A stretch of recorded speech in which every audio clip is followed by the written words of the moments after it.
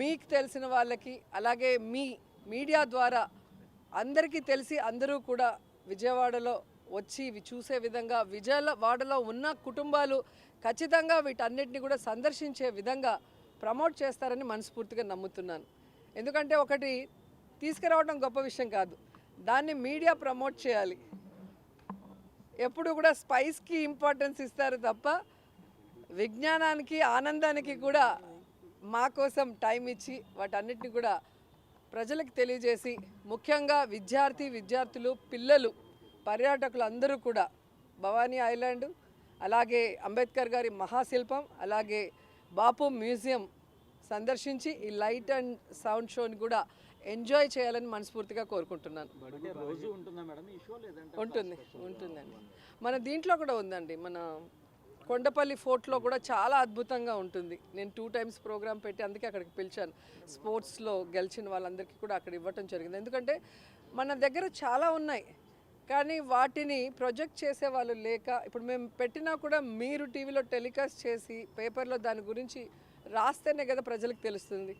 So అందుకే మిమ్మల్ని అందరినీ రిక్వెస్ట్ చేస్తున్నా, మన విజయవాడలో ఇన్ని జరుగుతున్నాయి ఇవన్నీ కూడా తెలియచేసి పిల్లల్ని అలాగే విద్యార్థులకి నాలెడ్జ్తో పాటు ఆనందాన్ని కూడా కలిగించే విధంగా ఉన్నాయి కాబట్టి అందరూ రావాలని కూడా కోరుకుంటున్నా. సామాజిక అభివృద్ధి అలాంటి ఒక శిల్పాన్ని కూడా పెట్టామని. అవునండి, కానీ ఎక్కడ సామాజిక అభివృద్ధి జరగట్లేదు అని చెప్పేసి షర్మిల కామెంట్ చేస్తారు.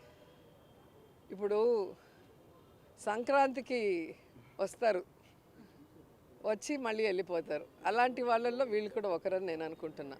ఎందుకంటే నాన్ లోకల్ పొలిటీషియన్స్, వీళ్ళు ప్రజల్లో ఉండరు, ఇక్కడ వాళ్ళ కుటుంబాలు కాపురం ఉండవు, ఇక్కడున్న ప్రజల సమస్యలను తెలుసుకోరు. కేవలం ఎలక్షన్స్ వచ్చినప్పుడు సంక్రాంతికి ఎలాగైతే డూడు బసవన్నలు వస్తాయో అలా వస్తారు, వెళ్ళిపోతారు.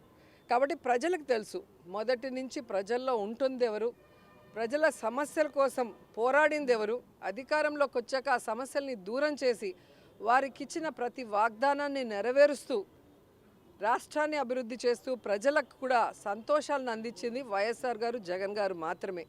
కాబట్టి ఈరోజు ఎవరో వచ్చి ఏదో చెప్తే జనాలు నమ్మటానికి పిచ్చోళ్ళు కాదు. ఇప్పుడు సోషల్ మీడియా చాలా అవేర్నెస్ క్రియేట్ చేస్తుంది.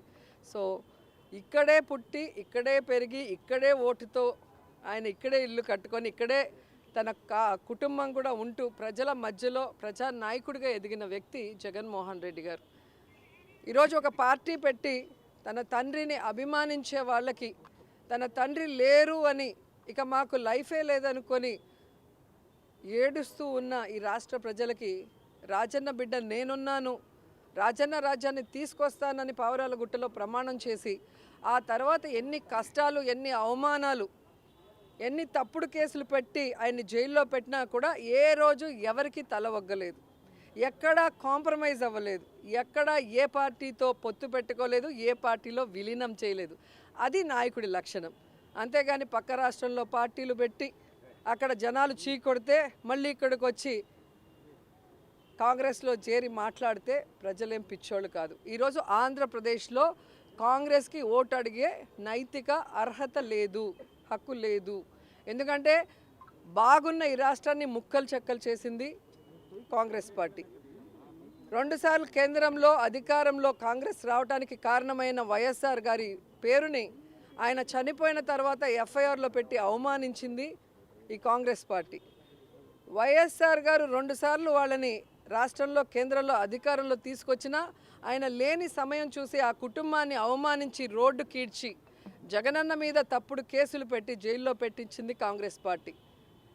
అలాగే పార్లమెంట్లో తలుపులేసి రాష్ట్రాన్ని ముక్కలు చేశారే తప్ప రాష్ట్రానికి ప్రత్యేక హోదాని కూడా అనౌన్స్ చేయకుండా ఈరోజు రాష్ట్రం నష్టపోయే పరిస్థితి తీసుకొచ్చింది కాంగ్రెస్ పార్టీ.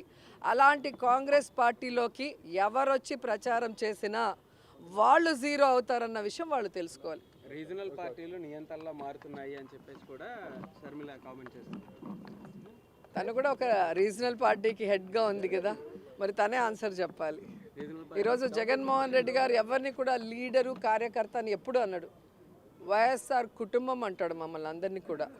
ఈరోజు ఎస్సీ ఎస్టీ బీసీ మైనారిటీ సామాన్యులందరినీ కూడా అసామాన్యులుగా మంత్రుల్ని డిప్యూటీ సీఎంలు చేసిన ఘనత జగనన్నకే ఉంది. నియంతృత్వ పోకడలు ఉంటే ఇవన్నీ ఎలా జరుగుతాయి? గతంలో మీరు అందరూ రాజకీయాలను చూశారు. గతంలో మినిస్టర్లు ఎవరు, వాళ్ళ పరిపాలన విధానం ఎలా ఉంది, ఈరోజు ఎలా ఉందో మీరు చూడండి. ఒక మేనిఫెస్టోని జగన్మోహన్ రెడ్డి గారు ఇచ్చిన రోజే చెప్పాడు, ఇదొక బైబిల్, ఇదొక ఖురాన్, ఇదొక భగవద్గీతగా దీన్ని భావించి నేను పనిచేస్తానన్నారు. అదే విధంగా పనిచేశారు. ఈరోజు ప్రతి కుటుంబంలో ఎంతమంది ఉంటే అంతమంది ఎస్సీ, ఎస్టీ, బీసీ, మైనారిటీ, ముఖ్యంగా మహిళలకి ఈరోజు సంక్షేమాన్ని, అభివృద్ధిని అందించారు. కాబట్టి అంబేద్కర్ గారి నిజమైన వారసుడుగా సోషల్ జస్టిస్ అనేది చేశారు. కాబట్టి ఈరోజు గర్వంగా అంబేద్కర్ గారి మహాశిల్పాన్ని ఆయన ఆవిష్కరించారు. అలాగే గాంధీ గారు కలలు కన్న గ్రామ స్వరాజ్యాన్ని కూడా జగనన్న తీసుకొచ్చి ప్రజల వద్దకే పరిపాలన వెళ్ళింది. కాబట్టి ఈరోజు ప్రజలు ఎవరికి లంచాలను ఇవ్వాల్సిన అవసరం లేదు, ఏ నాయకుడికి తల వంచి కాళ్ళు పట్టుకోవాల్సిన అవసరం లేదు. డైరెక్ట్గా డీబీటీ ద్వారా వాళ్ళ అకౌంట్లకే వారి ఇంటికి వాలంటీర్ వెళ్ళి వారికి కావాల్సిన పేపర్స్ తీసుకొని ఎవరు దేనికి అర్హత ఉంటే అది డైరెక్ట్గా వాళ్ళ ఇంటికి వస్తుంది. అంటే ఎక్కడ నియంత్రిత పోకడలు ఉన్నాయో ఒకసారి చెప్పాలి.